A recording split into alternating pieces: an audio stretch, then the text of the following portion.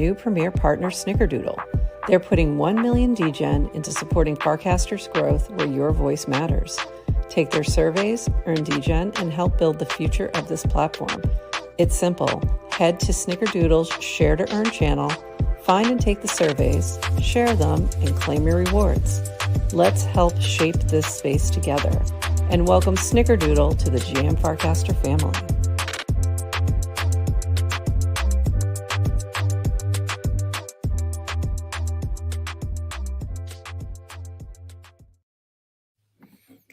GM Farcaster, and welcome Snickerdoodle and JP and Greg from Snickerdoodle to GM Farcaster, your first visit with us.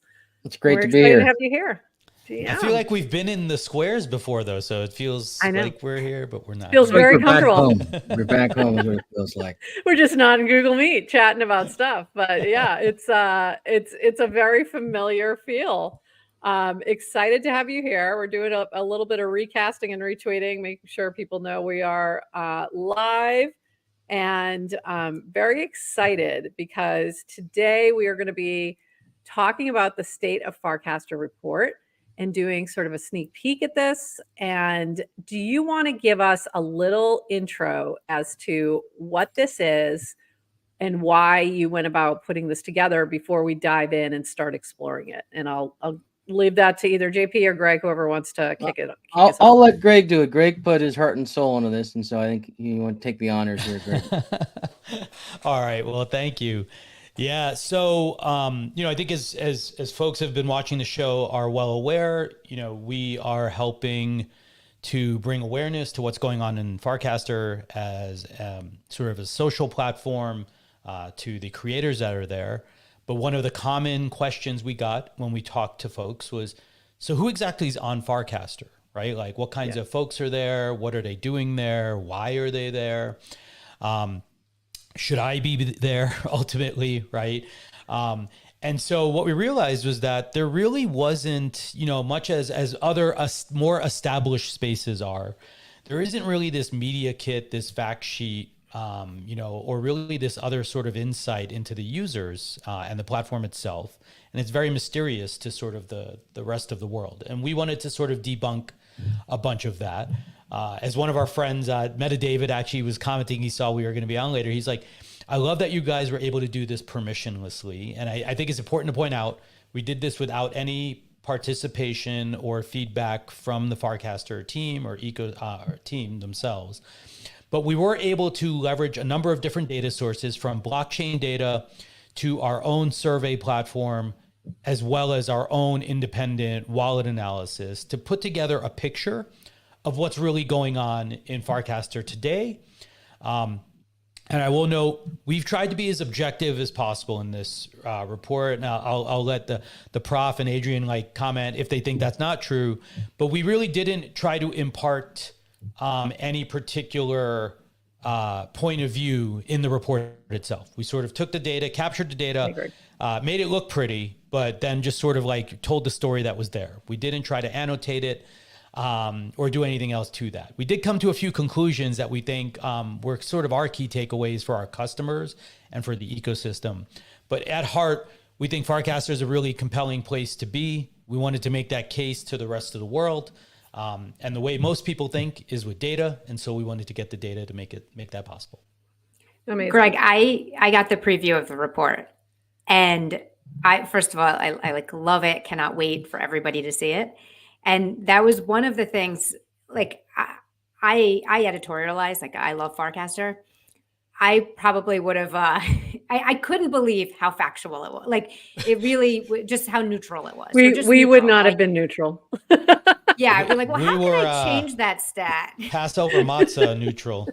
Yeah, we really wanted this to be something that frankly a big brand or Web2 company could come and see, statistical significance, and really wanted to get the best possible. We were even Greg and I were talking about, what is Dan going to say from Farcaster? Because, it is very neutral. And obviously people wanted to be in the best positive light. And I think, if you look at some of the key findings, there's some really, really important things we draw out. just maybe to highlight one of those is from a narrative perspective, we know that the Farcaster community is small but mighty. You have some incredibly high quality folks that are really curating, and the shamans and tastemakers of Web3. I mean, maybe Prof and Adrian, you guys can be these Web3 shamans.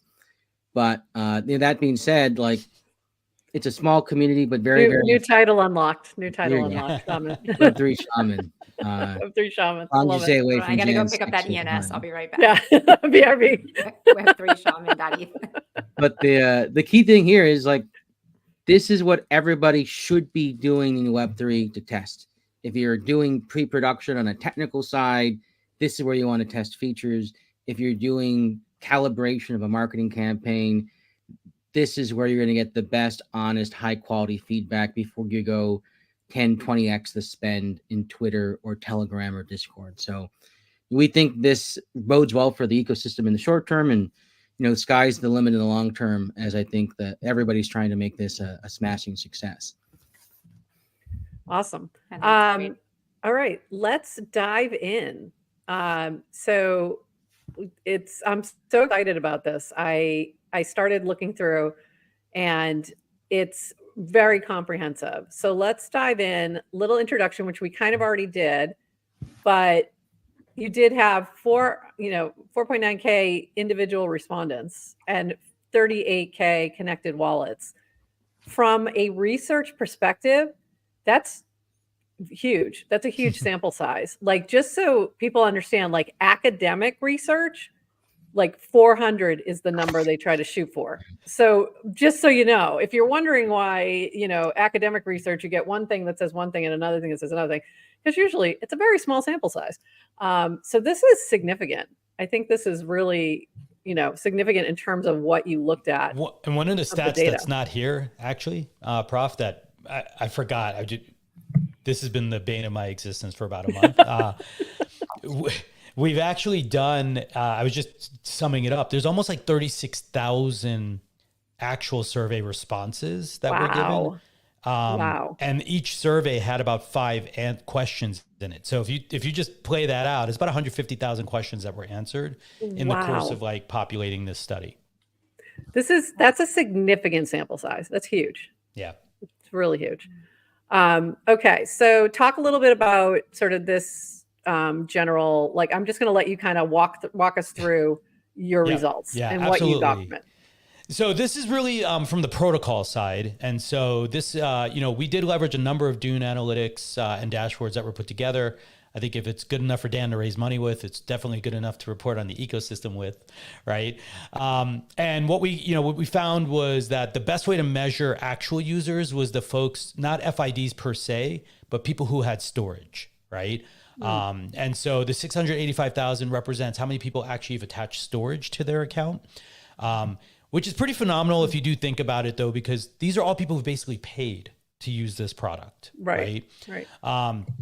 But the more interesting stat was one of the questions that we asked was, how do you actually identify, right? And the choices they were given here was like, are you a builder, an influencer, a creator, or a consumer? And 68% of folks said they were either a creator or an influencer. That's really interesting. And I think when I answered this, I said creator as well. As I would imagine. I felt weird saying influencer. That felt weird. So I did not say that. But that probably is a little bit accurate as well, at least within that tiny ecosystem. Yeah. And then Adrian, I'm going to guess you probably said the same. So that's tremendous. But I also at Farcaster, I'm surprised there weren't more builders, because I just think builder just in the Farcaster ecosystem means so many things to so many people. Whereas even the creators and influencers, I think, identify as builders. Yeah. That's true. And I think maybe for this purpose, it was more devs. Might have been more devs. Yeah. Yeah, and I think you gotta all remember, like, this is a sample, so I would also venture probably the builders are busier than others might be, right? In terms of time spent, and they may not be here as engaging as much. like as we all know, like, I think it is interesting, but my experience is that I met a lot of builders, but I've certainly met a lot of folks who identify as creators. And it probably marries to my experience as well. Yeah. And then let's get into user engagement. So we have a high level of user engagement. So what are we looking at here, Greg? Or JP? Yeah.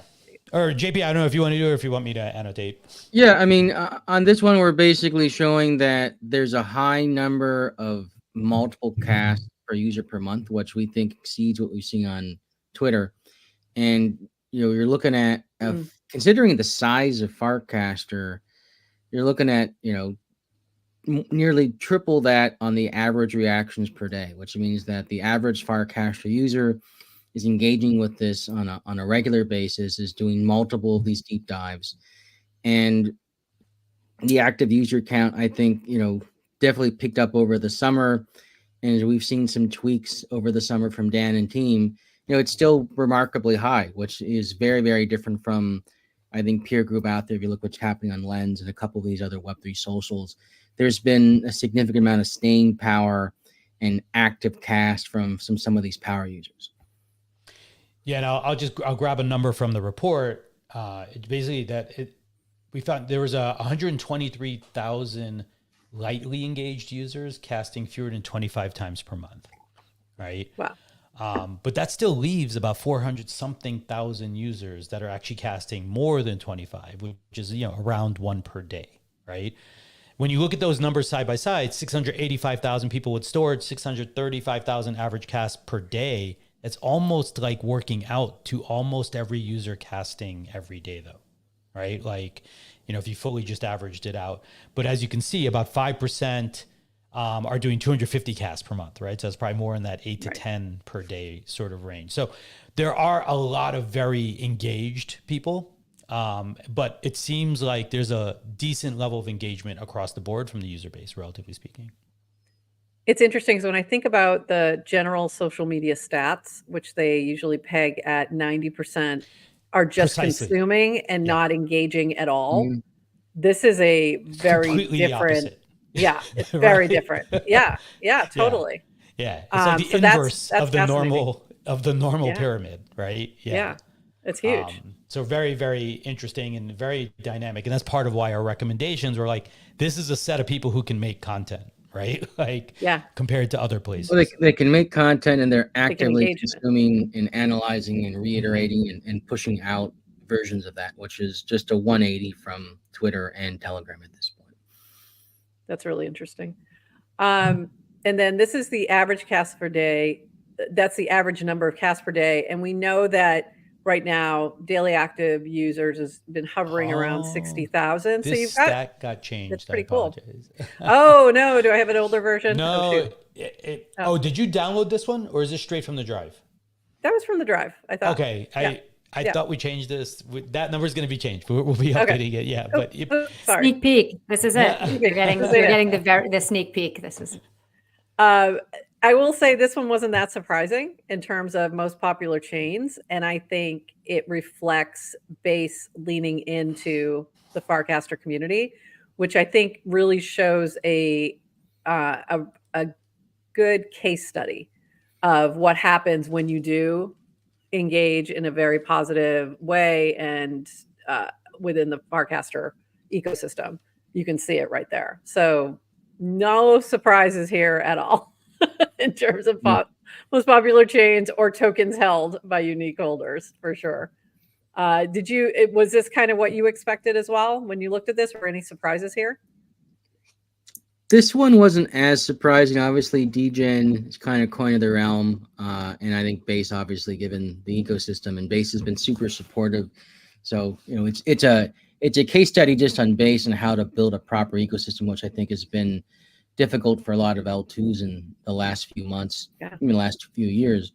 I would say that I think, this is an environment where meme coins have done probably better. And some of these kind of, I wouldn't necessarily say DGen's a meme coin at this point. I think there's some utility, but those types of coins have definitely gotten a foothold here, which is really cool to see outside of a Solana ecosystem. Yeah. So from the frame version, I'll give you the two stats that are actually in that box as well. Okay. So one of the things that we did was we ran it through a service to try to detect if it was a bot or not. And what we found was that 90% of the wallets actually registered or came up as human, right? So, you know, and I think like for other reasons why folks may be farming, you may see a lot more bot activity at the edge, you know, or sorry, like in like up close when you're sort of like with your posts, et cetera. But from a wallet point of view, we did not encounter a significant number of wallets from the analysis we did. Interesting. Now, the other stat I'll share, though, is that 38% of the wallets that of the 38,000 wallets that we analyzed connected to the respondents have greater than $1,000 balance in their wallet. Interesting. And that from a perspective of a brand wanting to engage an audience, that's going to be something that they'll look at for sure. Absolutely. Yeah. So let's talk about, oh, sorry, let me jump back. Go ahead, Adrian. Yeah, well, just for the number of casts per day, is that including replies? Or I believe that's an all-inclusive number, yeah, because we got that from the the Pixel Hack Dune dashboard, I believe. So it's an aggregate number of, and yes, and to that point, replies and or comments essentially, right, are all casts. It's just whether or not there's a parent ID, right? Gotcha. Yeah, that's a great question. Thank you. Was that Galazio I saw? Hey, Galazio. That is. Good question. Demographics, and I have a huge question on this one. Really? Only 53%? That seems low. What were did you have a lot who didn't either answer the gender question or chose non-binary, or was there, because I was expecting about 30% to be female, but I'm not sure how that's breaking down on your end, but I'm really curious on the demographics. So I can tell you 7% identified as non-binary. Okay. And 6% chose not to reply. So there's another 13%, you know, sort of unaccounted for relative to male-female split. Okay, so a little closer to what I was expecting. Yeah. All right. Interesting. So from this sort of the demographics, what did you glean from this? Anything interesting, surprising to you? Oh, by the way, I should point out though, the female percent is 34%. Okay, that's seems right. Yeah, that seems right. In the full report, actually, you'll see this breakdown by power badge as well. And so it's power badges skew much more male. Actually, 75% male for the power badges represented in the study, versus 19%. That's interesting. You know, actually, you know, I wonder. There is a frame version of this live now. And you can go through it too. So either way, whichever you like, we just posted it on our account. So there is a frame version with the version of this presentation there as well. I'm going to go with this because I think it'll show better on the screen, especially for sure. Like if people are watching on YouTube, on TV or something like that. I think this will cover a little better. But that's good to know. We will recast that frame version in GM Farcaster and push that out so people see it, so they can kind of dive in and dig a little deeper.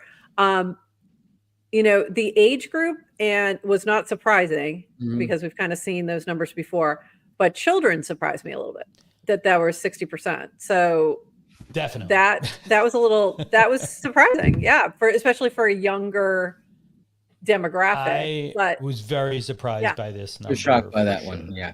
Pets isn't surprised, but children. Pets isn't surprising. Yes.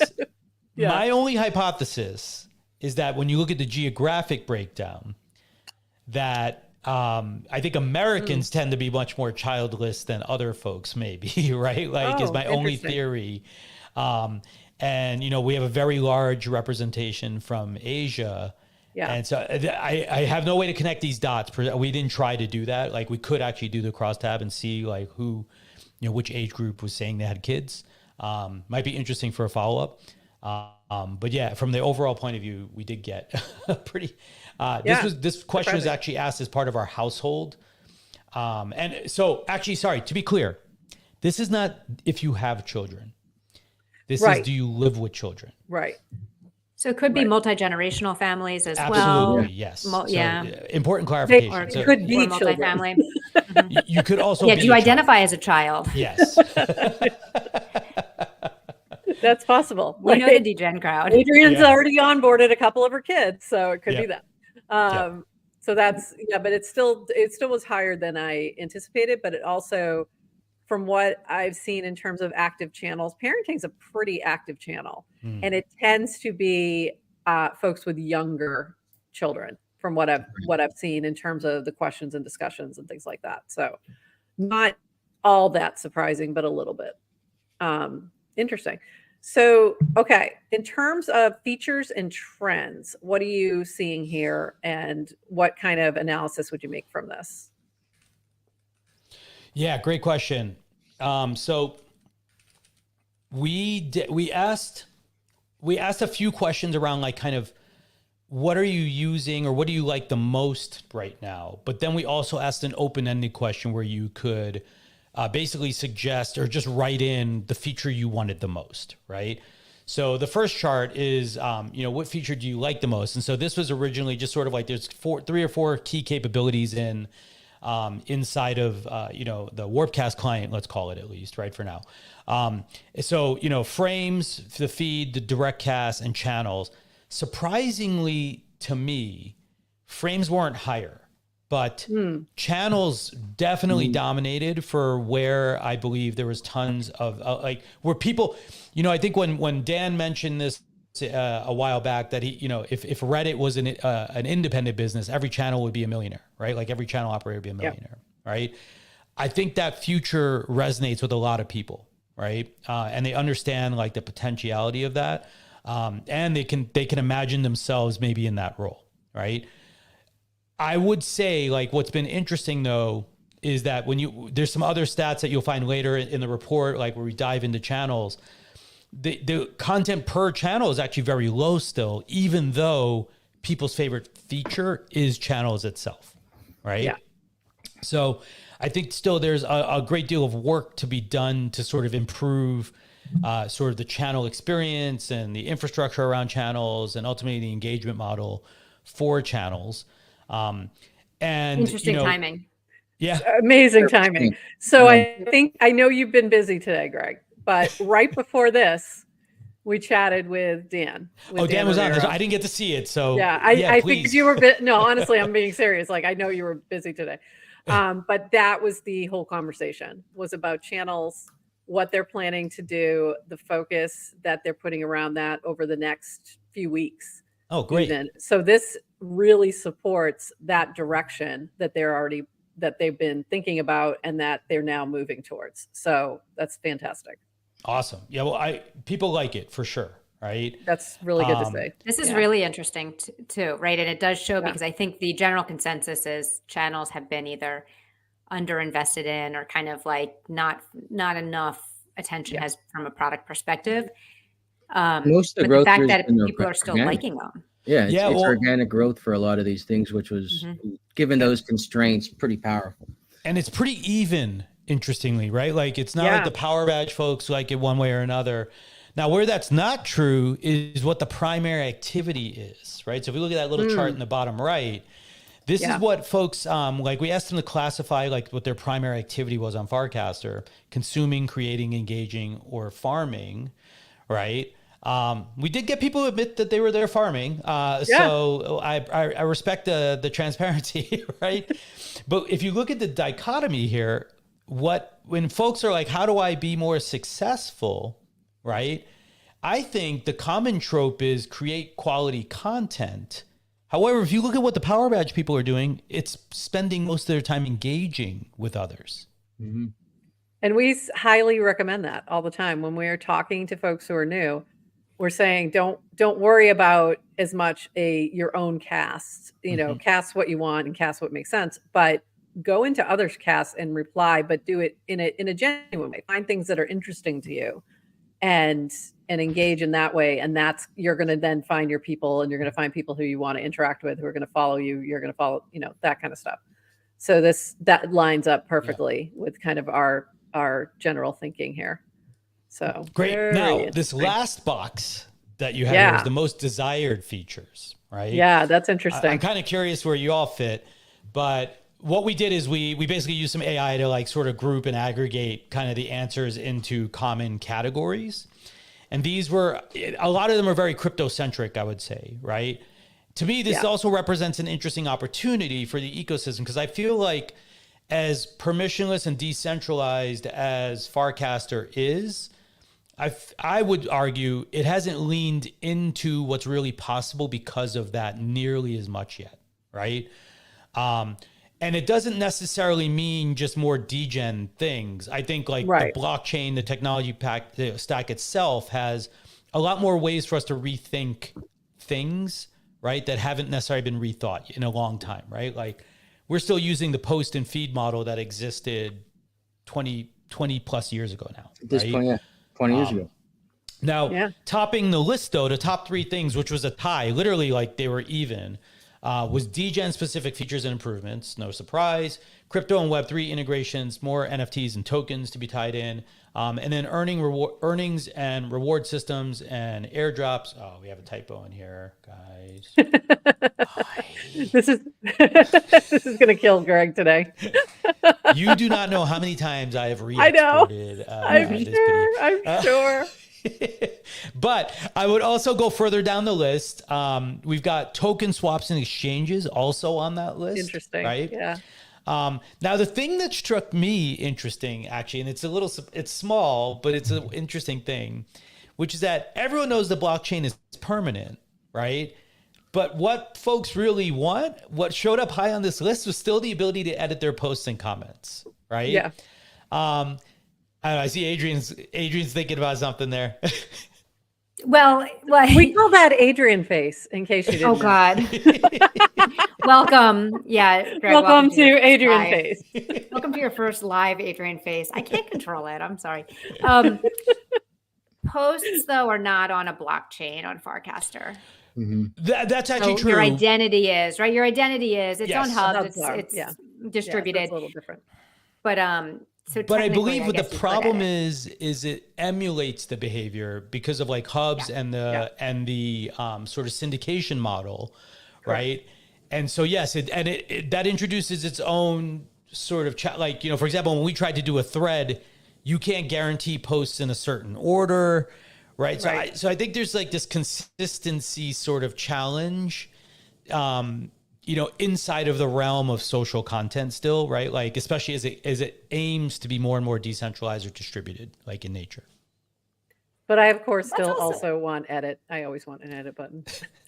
I don't, but this is also an example, though, I think, of like what people in the crypto space get critiqued about all the time, which is trying to put blockchain first and not the use case. And it's like, figure out the use cases later. And this is like okay, well, what do people want? How do we figure out how to do that? So I don't know. Listen to people if they want the edit. I do want to put one plug into in terms of the NFT part of this. I'd like the NFT feedback. It was really cool. I want it back. There used to be a feed of the minting and like most popular things being minted. Yeah. I would go and check there and I would find cool things. But that's one of those points, right? About, you know, like there's an inherent sort of predictive market. If you're looking at like, you know, now there's other tools being built on the side that are showing like follow the transactions of your favorite people, right? Or your favorite Farcasters, et cetera. There's something interesting. There's other compelling things I think going on. What stood out, another one though, probably one of the standout categories was the video related features. And I do think, you know, as we're all video creators here, you know, I think it certainly stands out that the state of the art of media is quite rich and nuanced today. And what's interesting to me personally, just looking, I've been a creator for 20 something years and building tools for creators is, you know, I think to me, I'm surprised frames weren't more up there because it was a truly unique content type, right? Yeah. And my advice is, you know, and the things we're looking at is I want to experiment with more content types, right? Because I feel like, you know, that unlock of like frames led to significant growth for the platform. And I feel like right now, and I've heard you all chat about this as well in the show, but you're kind of stuck in between am I a Reddit, am I a Twitter? And well, then I'm not going to leave either one if it's a subpar experience of either one of those things per se, right? Yeah, it needs to be something different. It needs to be a third thing, right? It's Reddit and Twitter had a baby, but then it needs to be a third thing. And this is part of that third I guess thing. at least what's the meaning of the baby? Like, what does the baby look like, right? Like, as opposed to it being both parents right now, right? Like, 'cause both parents are present in the product, but what would their union look like? What does that child look like, right? And I feel like there's still just a lot of room to continue to grow into that dynamic. You know, like we don't get synapses summaries. We don't get, you know, leaderboards. We don't get a lot of the other things that would be possible, right? Like inside of the kind of ecosystem. We don't get thought leaders. We don't get experts. We don't get all these other kind of roles like emergent, right? Like from the ecosystem. So I still think there's going to be a lot of interesting things left to happen here. Yeah, totally agree. The last shout out, by the way, can I just give a shout out? And just, this is not about the data, but it's a meta comment. Thank you for giving us bars and not a pie chart, Greg. The data people love you. Like thinking, I hate pie charts for the most part. Isn't there one? I think there's one somewhere in We here. have a few, but like only when it's like you can actually discern the parts. Yeah, for nine times out of 10, pie charts should not be used. They should not be they're used. used when they should not be. So yes. I appreciate. Okay, so this is growing on Farcaster, talking about engagement and challenges and things like that. So, what did you learn from this particular topic? JP, I'll let you do this one. I mean, from a perspective of like learning on this, I would say the following: like, this is there's like a delta for the broader spectrum here, like. People still find it, I think, difficult to grow on Farcaster. There still seems to be, I think, kind of like an inside baseball perspective. I think we've talked about this, you know, Prof and Adrian, and it's something we've definitely seen working with some of the bigger creators here. I think people mean very, very well. I think this is something where if we can open this up and further democratize it, this is probably one of those impediments to really unleashing a 10 or 100x on the population growth. And people being like, there's an access point. You know, like a lot of NFT projects, you've had people come in early and stake claims, and now it kind of feels like the early winners have been decided. I don't think that's yet the case for Farcaster, but I do think there's a perception that might be the case unless some of these changes we've been discussing really kind of move forward. So a lot of it is, you know, getting content out there that's high quality, that can still be difficult wherever you're at. Understanding the algorithms are something that because there's so much is in flux that you might master power badges, but then power badges are it goes away. You're still in Supercast. If you like your power badge, you can go to Supercast. Exactly. And then like a lot of it's just knowing the right people, and like that can be difficult. I mean, we've been very lucky to meet some of the great creators here in the space. You know, Isaac on our team is very close to Ted, and she's phenomenal. And, you know, Prof and Adrian, I would definitely count you guys as some of these kind of key Web3 shamans, Farcaster shamans. But for a lot of people that are just getting active, especially folks from outside the US and Europe, it can definitely feel daunting to try to kind of make these connections in a meaningful way that doesn't feel that scammy and it doesn't feel purely transactional. So this is the case of, I don't think it's isolated to Farcaster. This is true of building any social network, but these are things that the data definitely says that is a delta. And if this report gives Dan and his team some insight, the hope is this can help us all succeed, and rising tides will lift all boats. I totally agree. And I think also there might be, you know, similar to what we were talking about earlier, that the engagement, the replying, the connecting on content that's interesting to you and, you know, areas you might have an expertise or something like that is going to be more valuable than worrying about like, how am I going to say something that other people are going to engage in? You know, it's kind of flip the script on that. the reply guys know what they're doing. Like, they're be a reply guy. What I this find should really, emphasize channels. Yeah, this should emphasize the power of channels, and that continues to grow, and you have your subject matter experts. and I think this is where we're seeing those threads and those like ahas coming through. I think it's funny that the power badge, I don't have enough time. What stops you from spending more time on Farcaster? That answer probably should have been, I already spend 10 hours a day and I don't have more time. Yeah. Because I'm like, the power badge is no more hours in the day. Yeah. Yeah, it's really the answer. Not, I don't have more time. I need more hours in the day because I'm already here most of my waking ones. No. It's funny. See, all the numbers are lined up wrong. Oh no, what? On which one? Not the same. Oh no. It's a misalignment. And is that just an alignment issue, Greg? Oh, an alignment. Yeah. It's just, like. It's the details. I get it. I wonder. By the way, you can when you do a report, everything is details, which is the crazy part. I know. But honestly, the beauty of the sneak peek is I think we could have given you like an infinite amount of time in it and you don't see it. So we have to show it to everyone. No, without live. a doubt. Then you find all the typos 100%. as soon as you hit. So this is talking about the future of Farcaster and what people think. And I found this one really interesting from the Power Badge versus non. And for this purpose, Power Badge used to be that you had, 400 followers at least, and that you were casting at a certain level and engaging at a certain level. And that's how you got the Power Badge. So mostly that's going to be a lot of OGs, people who've been here for a while, just to kind of give context for folks who may not understand that part. So what did you learn here? What did anything surprise you, or did this kind of line up the way you expected? I mean, from this perspective, I'll give a quick thought, Greg, and I'll go to you. This is what I think really powered this narrative of like the Web3 concentrated experience, and like taking it is as it is right now. Like this is the most powerful environment in Web3 to understand and calibrate a product launch or a feature set or a media campaign. Like that is super, super valuable because talking to founders in the space, at least from our end, people want people to try their products. People want to figure out product discovery.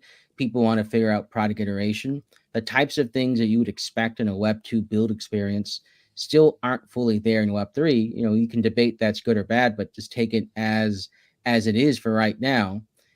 And this really powered this narrative that for Farcaster builders and for Farcaster users outside of Dan and that kind of crazy raise they did, which will hopefully keep them going for a long time.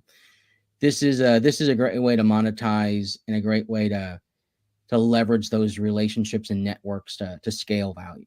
So that's really finding one. This is a concentrated Web3 expertise and experience hub. Maybe Greg, do you want to cover points 2 and 3? Yeah, I will do 2 and 3, but I actually want to just go back to the chart, I guess, first, real quick. And to me, this is not surprising, and it may be scary. And again, to the point we made earlier about not trying to hide or just tell a story that was only positive. We could have left this slide out, right? Yeah. And just sort of not shared this data because it may make the place look bad. I actually don't think it does, though. Right? I don't either. Yeah. I think everyone should be not sure, if you ask me, right? Because as we all know, 98% of startups are going to fail, right? I think like 99.5% of net new social networks have failed, right? Like in the course of the last 20 years. So if you were positive it's going to work, I don't know. But the folks who think it's not going to make it, they're probably just a little bit pragmatic or realist relative to the math, the probabilistic math of like how these things go, right? But if you really look at this chart, it says that like 75% of people think it has a shot, right? Yeah. And that to me is really this to me was very positive. I was like, wow, that's pretty half the big people numbers. think it's probably going to make it, right? Yeah. So I think this bodes well for the folks who are here and the kind of people that are here, right? And I think to JP's point, on points 2 and 3 about like kind of what we think about for the future. And by the way, just to be clear, this is what we think is like next, but we don't know that, next year, by the time you do this study again, the whole world may be different about Farcaster, right? But in the short term, this ability to experiment with new ways, like I've seen how you all glue together a variety of things, that type of innovation, right? And that willing to experiment with making new content types and making new experiences, that's a thing you're not going to find like on Twitter, crypto Twitter, or somewhere else, right? And at the same time, and we didn't even put any of the stats in here, but the second half of the report is all demographic, psychographic stuff about tech, beauty, fashion, shopping, etc. Right? What we found is that while these folks that are in Farcaster are very much crypto natives, the other parts of their lives look like everyone else's, right? They're not like the folks that only do crypto, the pure play maxis who like don't want to touch anything in the traditional world. What we found is that they look a lot like what your traditional consumer looks like still, right? And I actually think that's a massive attribute for the ecosystem, as opposed to a bunch of maxis who are going to be purists about everything and not ever forgive anything that's not perfect. I think if you look at the top channels too, that's reflective.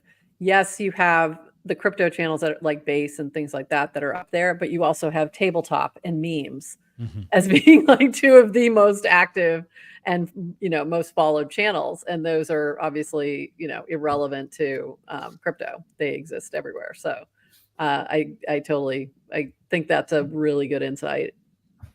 Okay, so talk to us about what's next. What comes next with the report, as well as other highlights or other gleams of interesting things that you gleaned from the report, from doing this.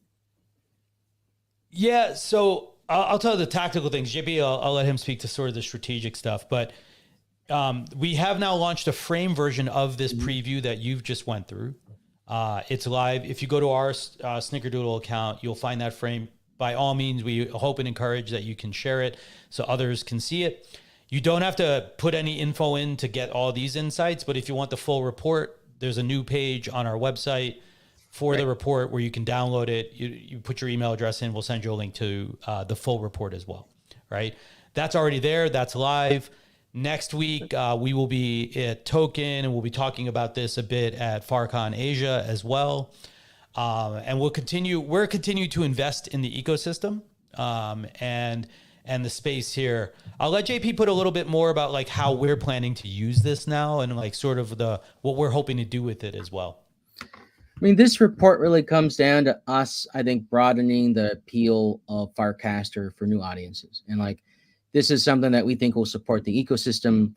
It's not just the million degen that we're investing in this and the other resources we will put into the ecosystem. It is a matter of how do we get compelling big brands in Web 2 interested in this environment to test?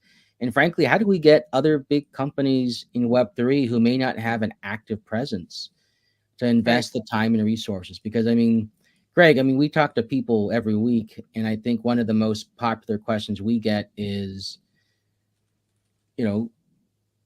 how do we even start? Like, what's the starting point of Farcaster? How do we do this in a way that's time efficient to existing infrastructure and the different types of things people are already doing? And if we can use this to demonstrate strategically that this is very, very much worth your time and attention, I think that's going to scale the ecosystem. It's going to be great for everybody, for your token holders, for your people building, for your people testing. And that's really our hope. And this is straight and focused right now on this, and we're here to stay. So we're going to be here pushing this out, and we hope this is the first of many annual reports that kind of show the traction year over year for Farcaster.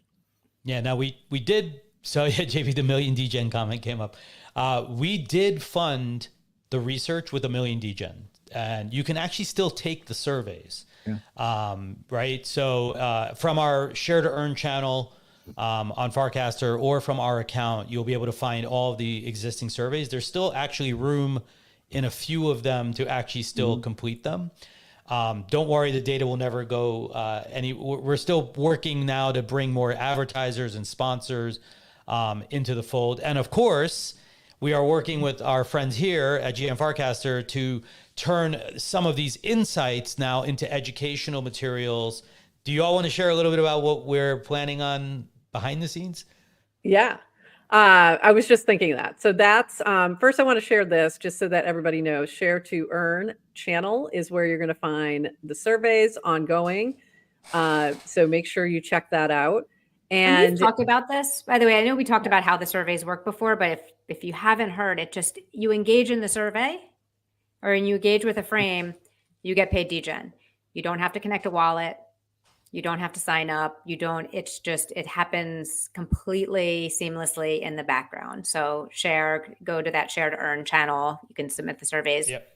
And it's funded with degen. Well, and the other part, Adrian, is if you share it because you find it compelling or interesting, right, you actually get paid for everyone who also completes it. Yes. Yeah.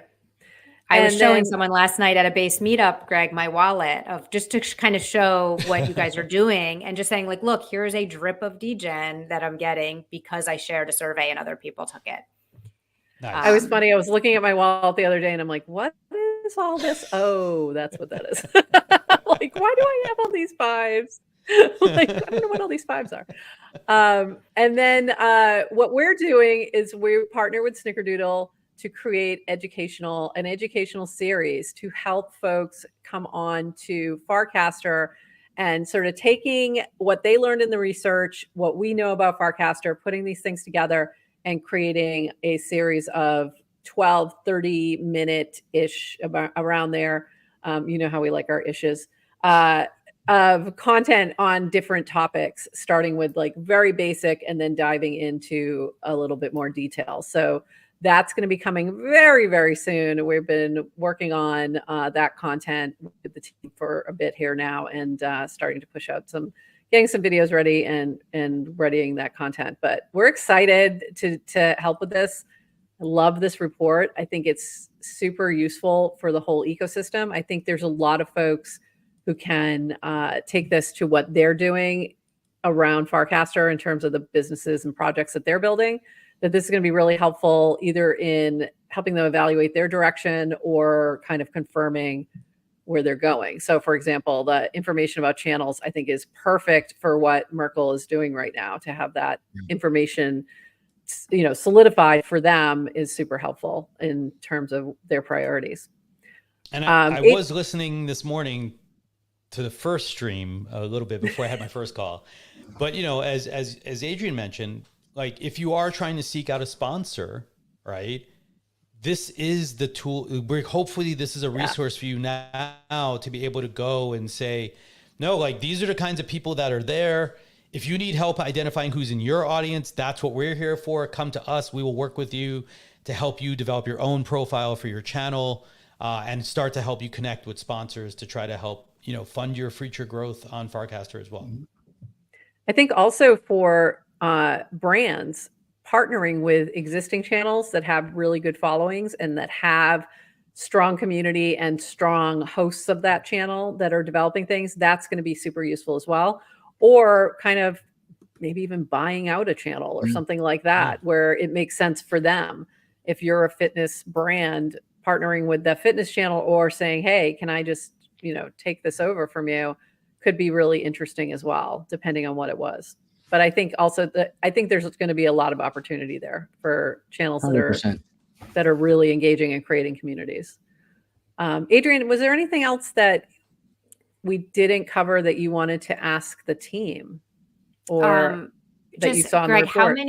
Remind me how many total pages the report is, the full report. There are 118 pages in the primary report. There's another 12 pages in the highlight version, and then there's another 22 images generated for the frame. So whenever we find one typo, it has to get updated multiple times all the way through. That's why his whole focus on everything. Like you realize you're the only one who noticed the typos or the little like issues. I would argue Sarah is probably even more picky about these things. So, and she's been responsible for all the copy editing and going through and unifying all the language. So shout outs and props to Sarah. And of course to Mikhail on our team, our designer, who put together all these screens, you know, by hand, amazing. Basically. Yeah. So, well, you guys have been working really hard. Exciting. And just, I know you're going to share some previews, but like people really should like give an email and download the whole report because there's so much in it and it's really valuable. I tried a few times, Sarah. This is true. Sarah's deserved a long weekend. She's taking a break, hopefully. So if you have some extra detail today, go tip Sarah. Please just download the report. It's head over to snickerdoodle.com. You can there's a banner at the top that'll take you straight to the report. There's a little bit of extra a roll up. One of the interesting things, I don't know if you want to pull up that page actually, we did make an estimate of how big the market is also. And there was a lot of discussion about whether or not we should put this number out there, but it's a big number actually. Okay, hold on. Okay, so while Prop is pulling it up, if anyone in the chat wants to drop in their guesses, what is the total market size for Farcaster? So that's kind of value of all connected wallets of Farcaster users. What is the value? Is it going to be here? It's going to be at the right there. Okay. Oh, there, that's right. I want to make sure I'm going the right place. And where we there we go. Wow. It's a big number. Definitely on par with some of the biggest networks out there. Wow. That's pretty big. That's a big number. We got that by modeling, taking the 38,000 wallets we analyze, extrapolating upwards to the approximately 800,000 connected wallets with the ratios. And then we computed the value of those 38,000 wallets. So if you sort of lean out, by the way, we did do this analysis for the power badges. I don't have the numbers in front of me. But we actually analyzed all the power badge wallets. So we have like true statistical data on that, but they're a very small subset of the ecosystem. That's amazing. And so this is where you can go and pick this up. Go to snickerdoodle.com and you can look at the full report or find the frame in just by following at Snickerdoodle. You'll find that frame and you can go through it there. What else didn't we cover? Was there anything? Oh, can you share where you're going to be next week again and just make sure people know where to find you for the IRL events? Yeah, we'll be at Token 2049 next week. We're going to spend all day at FarCon on Tuesday. We'll talk about this report. Greg's going to be on a great panel about creators and value creation at the end of the day. But would love to reach out on Telegram or on Twitter or LinkedIn. We're happy to find some time to sync up next week in Singapore. Great. And we're going to be replaying this stream later in the wee hours of the evening for the other side of the world. So for those who are who aren't up right now, they'll be watching this later on and they'll be able to go meet you there. Fantastic. And then there's an NYC meetup on October 1st. I want to just shout that out too. That is being sponsored by Snickerdoodle in conjunction. I think that's the one with Base. So fantastic. I think a few partners now. Yeah. Mm-hmm. Yeah. Oh, great. Base community meetup with Snickerdoodle, GM Farcaster, Uno, Laser, Sushi. I'm just making up words now. Words, just random words she's saying. Yeah. But you'll be there. So Adrian will be there. Isaac will be there. Yeah. So there'll be a few folks there. It's around the Masari conference, basically. Right. On October 1st.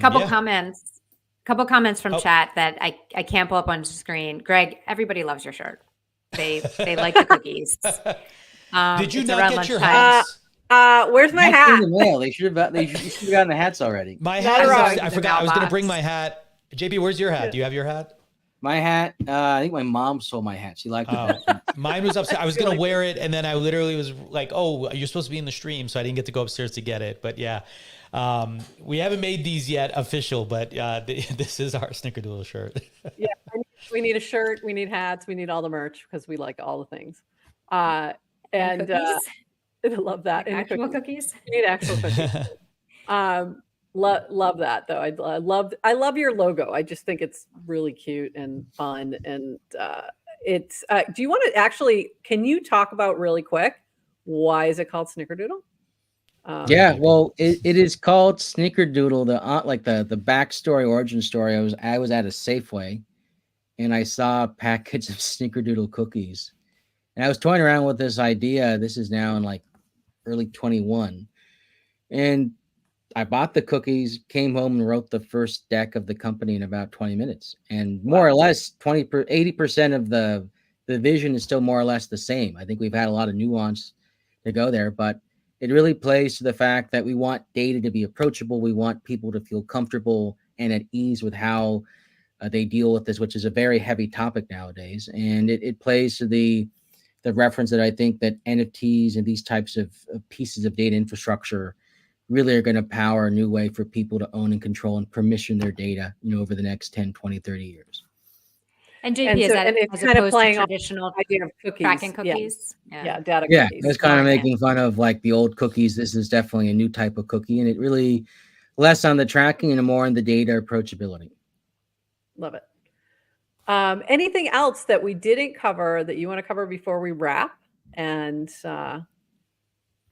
move on to our we'd love your feedback, next thing? I would just say, it. Great. Yeah. Look, where's the best place for them to drop that? Feel free to comment right on our post or DM, direct cast us, or whatever way you feel comfortable communicating. Feel free. We did our best to try to provide a fairly comprehensive look, but look, you never get everything right. Typos aside, you may miss things. We'd love to hear what folks think and what they think, how they would characterize the future, right? I think like the part that we tried to avoid doing, but we'd love to hear from more folks is, now that you've seen this data, what do you think, right? Yeah. And where do you think things are going, and what else do you want to communicate back to the ecosystem? Because there's a lot of builders and a lot of people who care.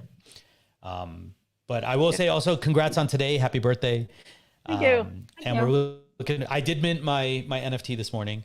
Yeah, good. And we're hoping to launch a little merch shop ourselves very soon, hopefully this weekend, and that NFT will unlock some fun. So nice, awesome. Yeah, so we're excited. Yeah, and maybe we can do a little. We need a Snickerdoodle mug. Ooh, we do need one of those. We do need some Snickerdoodle mugs. That would be, yeah. We're giving Sarah ideas. Sarah's going to stay up again until midnight. So I actually created a cute little NFT with our Nounish coffee cup that has a little Snickerdoodle logo on it. So maybe something along those lines. But, very cool. But Sarah, I'm also open to your design, because you're. Well, and also we just want to say thank you again for you all for taking the time to release this for us, because we couldn't imagine a better place to do it. Yeah. So excited. Thank you for letting us be your first stop on your State of Farcaster tour that you're starting. Yeah. So on the whole, and guys, on the whole concept of permissionless, and you're like, you didn't ask for permission to do it, but you're doing it because you believe in the growth of Farcaster. We didn't ask for permission to do a media company on Farcaster, but we're doing it because we believe. So just to be able to find, in this crazy world of decentralized people all working towards the same kind of goals, it's really been a blast to work together, and I love to see it. So I'm excited. It's been really great working with you all. It's a great team. So if you have an opportunity, please make sure you go say hi to them. If you see them next week at Token 2049 or at FarCon Asia or at the base meetup in NYC, make sure you connect, because just some great humans. So, and with that, any last words, Adrian, before we close this out? I'll see you on hour 6. All right. We're going to be back. A few minutes. For a few minutes. We're going to be back in 15 minutes at 1:45 with Tony Hawk and the Noun Square. So we're going to get nouning around a little bit. And with that, we're going to say bye-bye.